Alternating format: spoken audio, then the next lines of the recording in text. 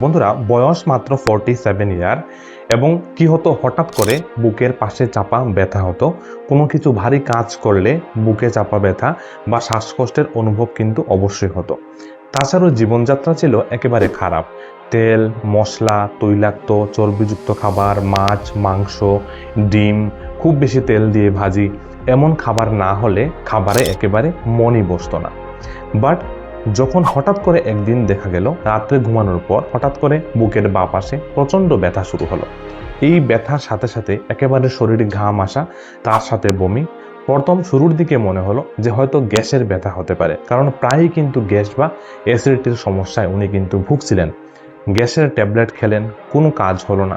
শেষে গ্যাসের ইনজেকশন অবধি নিলেন, বাট তারপরও দেখা যায় যে ব্যথাটা একেবারেই কমছে না। যত সময় যাচ্ছে শারীরিক দুর্বলতা এবং বমির ভাব, ঘাম আসা, ব্যথার তীব্রতা যেন আরও বেড়েই যাচ্ছে। তখন একেবারে বাড়িতে থাকা গেল না, দ্রুত নিকটবর্তী যে হাসপাতাল ছিল সেই হাসপাতালে নিয়ে যাওয়া হয়। সেই হাসপাতালে বুকের ইসিজি করার মতো কোনো ফ্যাসিলিটিস ছিল না। সেই হাসপাতাল থেকে বড় হাসপাতালে রেফার করা হয়। সেখানে আধা ঘন্টা সময়ের মধ্যে পৌঁছানোর পর চিকিৎসক একটা ইসিজি করলেন। ইসিজি করার পর চিকিৎসক বললেন যে ওনার হার্ট অ্যাটাক হয়েছে। এই হার্ট অ্যাটাক হওয়ার প্রায় 1 মাস আগে থেকেই ওনার শরীরে বিভিন্ন লক্ষণ অবশ্যই কিন্তু উনি বুঝতে পেরেছিলেন। বাট সেই লক্ষণগুলোকে উনি অবহেলা করে সামনের দিকে এগিয়ে যান এবং হঠাৎ করে ওনার কিন্তু এই হার্ট অ্যাটাকের সমস্যাটা হয়ে যায়। পরবর্তী সময়ে বড় হাসপাতালে রেফার করতে হয় এবং সেখানে ওপেন হার্ট সার্জারি ওনাকে করতে হয়। তারপর এখন তিনি কিন্তু প্রাণে বেঁচে গেছেন। সঠিক সময়ে তিনি চিকিৎসকের কাছে পৌঁছানোর ফলে এবং সঠিক সময়ে হার্টের অপারেশন হয়ে যাওয়ার ফলে তিনি কিন্তু প্রাণে বেঁচে ফিরেছেন। বন্ধুরা, আপনাদের মধ্যে যে কোনো কারো হার্টের যে রক্তনালীগুলো রয়েছে, হার্টকে রক্ত প্রবাহ ঘটায় যে নালীগুলো, সেগুলোর মধ্যে কোনো ব্লক রয়েছে কিনা বা আপনার হার্ট অ্যাটাক হওয়ার সম্ভাবনাটা আগামী 1 মাস 2 মাস বা 1-2 বছরের মধ্যে কতখানি রয়েছে আপনি খুব সহজে বুঝতে পারবেন।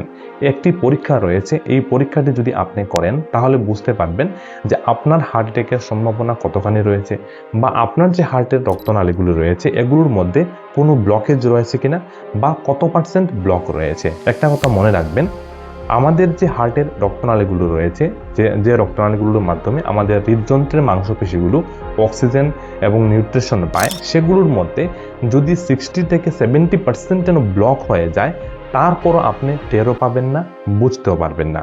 যদি আপনি খুব ভারী কাজকর্ম করেন, যেমন সিঁড়ি উঠানামা, খুব বেশি পারিশ্রমিক কাজ করেন বা দৌড়ঝাঁপ করেন, তাহলে বুঝবেন আপনার বুকের বাঁ পাশে পর্যন্ত ব্যথা হবে। হঠাৎ করে আপনি হাঁপিয়ে পড়ছেন, শ্বাস নিতে কষ্ট হচ্ছে, শারীরিক খুব দুর্বলতা, এই লক্ষণগুলো অবশ্যই একটা আনকমফোর্টেবল আপনার বুকের মধ্যে কিন্তু অনুভব সবসময় কিন্তু থাকবে। এক্ষেত্রে আপনি যদি সিটি করোনারি এনজিওগ্রাম নামে একটি পরীক্ষা আসে, যে কোনো বড় হাসপাতালে আপনি করতে পারবেন। যদি সেটা আপনি করেন তাহলে আপনি স্পষ্ট দেখতে পারবেন আপনার হার্টের কোন আর্টারির ভেতরে কত পার্সেন্ট ব্লক রয়েছে এবং আগামী দিনে আপনার হার্ট অ্যাটাক হওয়ার সম্ভাবনা কতটা রয়েছে আপনার চিকিৎসকের সাথে পরামর্শ করে সেটাকে আপনি অবশ্যই কিন্তু ঠিক করে নিতে পারবেন।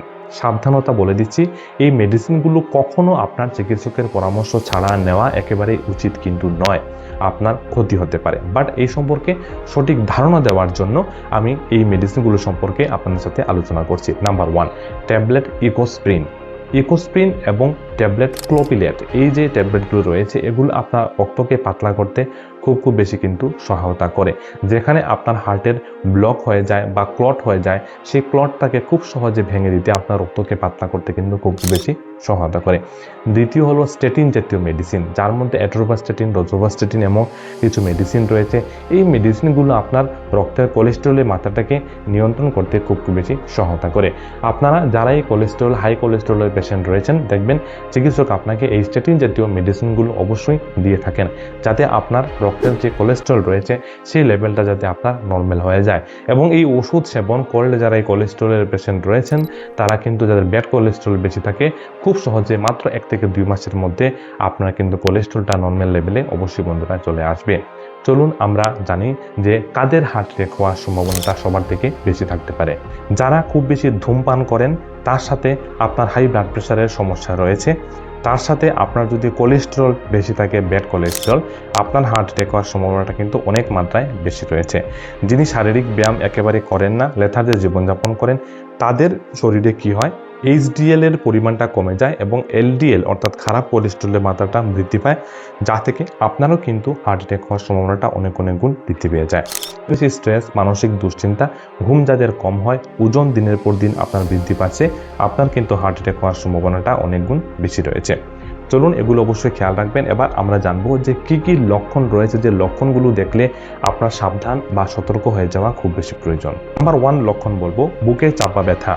অনেক সময় খুব ভারী কাজকর্ম যদি করেন বা আপনি একটু জোর করে পরিশ্রম করেন বা একটু হাঁটাচলা দৌড়ঝাঁপ করেন, শারীরিক এক্সারসাইজ বেশি করেন, দেখবেন আপনার বুকের মধ্যে চাপা ব্যথার অনুভব অবশ্যই হবে বা এমন মনে হবে যেন শ্বাস নিতে আপনার কষ্ট হচ্ছে।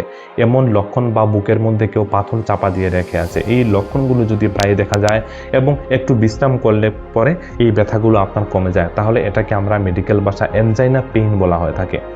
এই ব্যথাটা থেকেই কিন্তু পরবর্তী সময় আপনার হার্ট অ্যাটাক হয়ে যেতে পারে। এবং এই লক্ষণগুলো যদি আপনার মধ্যে বারবার আপনি দেখেন, তাহলে অবশ্যই আপনার চিকিৎসকের পরামর্শ নিন। কিছু পরীক্ষা নিরীক্ষা রয়েছে, এগুলো অবশ্যই করার, না হলে এগুলো কিন্তু হার্ট অ্যাটাকের ইম্পর্টেন্ট কিছু লক্ষণ। তাছাড়াও হার্ট অ্যাটাক হলে আপনার একটি লক্ষণ হবে, আপনার যে বুকে ব্যথা হবে, সেই ব্যথাটা আপনার বাঁক কাঁধবে, আপনার চোয়াল, আপনার ঘাড়, পিঠ এবং আপনার ছোট যে আঙ্গুল রয়েছে সেই কানি আঙ্গুল অবধি কিন্তু আপনার ব্যথাটা কিন্তু ছড়াতে পারে। তার সাথে সাথে আপনার শ্বাস নিতে কষ্ট হওয়া, এই লক্ষণগুলো অবশ্যই দেখা দেবে। তাছাড়া একটি ইম্পর্টেন্ট লক্ষণ হলো, তার সাথে সাথে আপনার খুব বেশি ঘাম আসবে, একেবারে ভিজে আপনি যেন শরীর ঠান্ডা নিস্তেজ হয়ে আসছে, এমন লক্ষণ আপনার কিন্তু দেখা দেবে। আপনার শরীরে অক্সিজেনের পরিমাণ কমে যাবে, খুব বেশি অস্বস্তি ভাব বা আপনার অস্থিরতা অনুভব অবশ্যই হবে, ভেতর থেকে বমি যেমন বেরিয়ে আসছে মনে বমির ভাব অবশ্যই হবে, শরীর হাত পা একেবারে ঠান্ডা হয়ে যাওয়া এবং শেষে আপনি কিন্তু অজ্ঞানও হয়ে যেতে পারেন। এই লক্ষণগুলো যদি কারোর মধ্যে দেখা দেন, দ্রুত আপনি হাসপাতালে নিয়ে যান। যদি 1 থেকে 2 ঘন্টার ভেতরে আপনি যদি নিয়ে যান, তাহলে সব থেকে ভালো হার্টের চিকিৎসার জন্য। হার্ট অ্যাটাক থেকে বাঁচার জন্য মাত্র 4 থেকে 5টি বিষয় বলছি, এগুলো মনোযোগ দিয়ে বুঝে নিন, এগুলো অবশ্যই পালন করবেন, আপনি কিন্তু এই মহাবিপদ থেকে আপনি বাঁচতে পারবেন। নাম্বার 1, আপনি সিগারেট বা ধূমপান একেবারে আপনি ছেড়ে দিন, যা আপনার রক্তনালীকে ড্যামেজ করতে এবং হার্ট অ্যাটাকের সম্ভাবনাটাকে বৃদ্ধি করতে খুব সহায়তা করে। আপনার যদি হাই ব্লাড প্রেশার থাকে, তাহলে নিয়মিত ব্লাড প্রেশার, হাই ব্লাড প্রেশারের মেডিসিন সেবন করুন।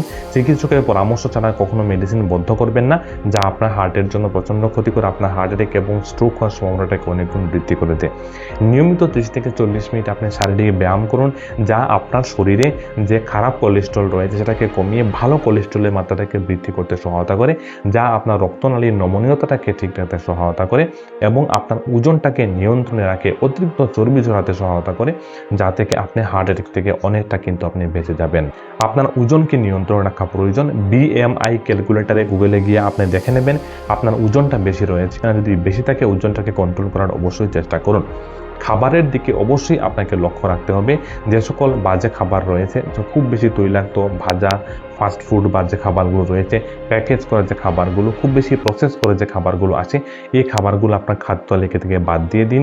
আপনি সিম্পল ডাল, ভাত, সবুজ শাকসবজি, ফলমূল এগুলো আপনার খাবারে অবশ্যই রাখবেন। 2 থেকে 3 লিটার জলের পরিমাণ অবশ্যই রাখবেন। স্বাস্থ্যকর একটা অভ্যাস অবশ্যই আপনি বন্ধুরা মেনটেন করার চেষ্টা করবেন। রক্তচাপ, ডায়াবেটিক এবং যে কোলেস্টেরল রয়েছে, এগুলোকে অবশ্যই কন্ট্রোল রাখুন। খারাপ কোলেস্টেরলের মাত্রাটা কি রয়েছে এটা আপনি অবশ্যই চেক করে দেখুন, এগুলো অবশ্যই খেয়াল রাখবেন। আরেকটি ইম্পর্টেন্ট জিনিস হলো মানসিক দুশ্চিন্তা এবং ঘুম। দেখুন, মানসিক দুশ্চিন্তা তাদেরও কিন্তু স্ট্রেস হরমোন রিলিজ বেশি হয়, আর যা থেকে আপনার কোলেস্টেরল বাড়তে পারে, আপনার বডির কেমিক্যাল ইমব্যালেন্স এবং বডির যে মেটাবলিজম, তার মধ্যে একটা বিশাল বড় প্রভাব কিন্তু পড়ে। তো মানসিক দুশ্চিন্তাটাকে আপনি কন্ট্রোল রাখার চেষ্টা করুন। সবসময় যারা স্ট্রেসে থাকেন, একটা মানসিক দুশ্চিন্তা থাকেন, তাদের কিন্তু হার্ট অ্যাটাক হওয়ার সম্ভাবনাটা অনেক বন্ধুরা বেশি থাকে।